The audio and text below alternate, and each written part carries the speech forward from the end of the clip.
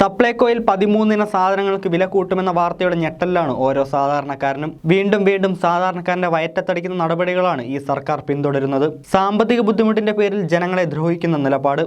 ഭക്ഷ്യവകുപ്പിന്റെ നിരന്തര അഭ്യർത്ഥനയെ തുടർന്നാണ് സപ്ലൈകോ 13 ഇന സാധനങ്ങൾക്ക് വില കൂട്ടാൻ തീരുമാനിച്ചിരിക്കുന്നത്. സബ്സിഡി ഉൽപ്പന്നങ്ങൾക്ക് വിപണി വിലയിൽ 35% മാത്രമാകും ഇനി കുറവ്.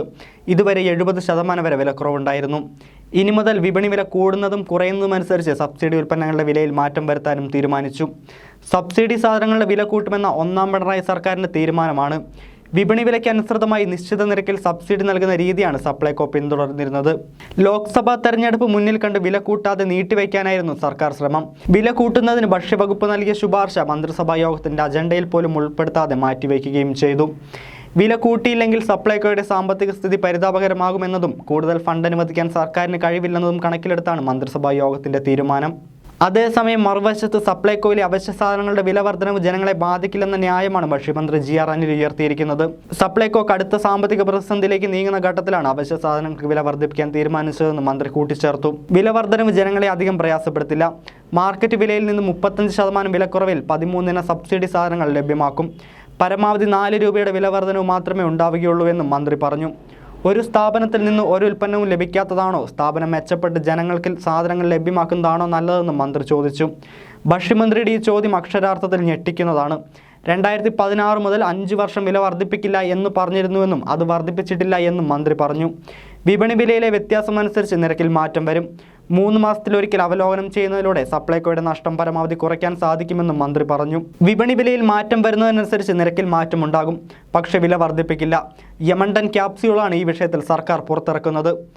ഒരു വീട്ടിലേക്ക് ഏറ്റവും അത്യാവശ്യമായി വേണ്ടുന്ന ചില സാധനങ്ങൾ, ഒരു സാധാരണ കുടുംബത്തിന് ഒഴിച്ചുകൂട്ടാൻ പറ്റാത്ത സാധനങ്ങൾ, പയറും പഞ്ചസാരയും വെളിച്ചെണ്ണയും മുളകുമൊക്കെ ആ കൂട്ടത്തിൽ വരും. ഇതേ അവശ്യ സാധനങ്ങളായ 13 എണ്ണത്തിനാണ് ഇപ്പോൾ വില ഉയർത്തിയിരിക്കുന്നത്.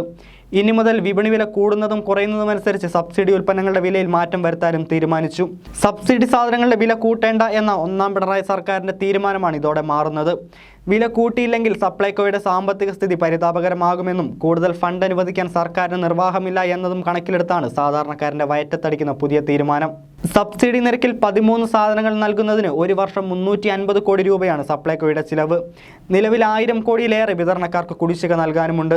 മാസം 40 ലക്ഷം വരെ റേഷൻ കാർഡ് ഉടമകൾക്കാണ് സപ്ലൈകോയിലെത്തി സബ്സിഡി സാധനങ്ങൾ വാങ്ങുന്നത്. എന്നാൽ 6 മാസത്തിലേറെയായി പല സാധനങ്ങളും സപ്ലൈകോയിലില്ല എന്നതും വലിയ വിമർശനങ്ങൾക്കിടയാക്കിയിരുന്നു. മന്ത്രിമന്ദിരം മോടി കൂട്ടാനും മന്ത്രിമാരുടെയും ഭാര്യമാരുടെയും ചികിത്സയ്ക്ക് പണം അനുവദിക്കുകയും ഒക്കെ ചെയ്യുന്നിടത്താണ് സപ്ലൈകോയ്ക്ക് നൽകാനുള്ള കുടിശ്ശിക പോലും കൊടുത്തു തീർക്കാതെ സാധാരണക്കാരന് മേൽ വീണ്ടും ദ്രോഹമായ നയങ്ങൾ ഇടത് സർക്കാർ ചുമത്തുന്നത്. ഒരു വീട്ടിൽ ഏറ്റവും അത്യാവശ്യമായി ഉപയോഗിക്കുന്ന 13 സാധനങ്ങൾക്കാണ് വില ഉയർത്തിയത്. ഇതിൽ നിന്ന് തന്നെ മനസ്സിലാക്കാം സാധാരണക്കാരെ പിഴിഞ്ഞെടുക്കാനാണ് സർക്കാർ തീരുമാനമെന്ന്. LDF വരും എല്ലാം ശരിയാകുമെന്ന് തുടക്കം മുതലേ ഇക്കൂട്ടർ പറഞ്ഞുകൊണ്ടിരിക്കുകയാണ്. വാസ്തവമായ കാര്യമാണ്, എല്ലാം ശരിയായിക്കൊണ്ടിരിക്കുകയാണ്. ഏറ്റവും ഒടുവിൽ സാധാരണക്കാരൻ്റെ അടുക്കള പോകുകയാണെങ്കിൽ പോലും സർക്കാരിന് കൊള്ളലാഭം നേടിക്കൊടുക്കണമെന്ന അവസ്ഥയാണ്. ലോക്സഭാ തെരഞ്ഞെടുപ്പിനെ ഭയന്നെങ്കിലും ഇക്കൂട്ടർ ഇതിൽ നിന്ന് പിന്മാറുമെന്ന് ഓരോ സാധാരണക്കാരനും കരുതിയിരുന്നു.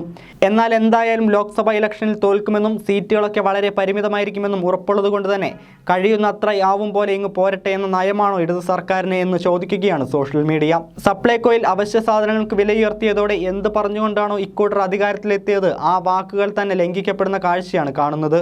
അവശ്യ സാധനങ്ങൾക്ക് വില ഉയർത്തിയതല്ല, വിപണി വിലയനുസരിച്ച് നിരക്കിൽ മാറ്റം വന്നതാണ് എന്ന് പറയുന്ന മുടന്തൻ ക്യാപ്സ്യൂളുകളാണ് അന്തം കമ്മികളും സൈബർ പോരാളികളും എന്തിനേറെ ഭക്ഷ്യമന്ത്രി പോലും ഇപ്പോൾ ഉപയോഗിക്കുന്നത്.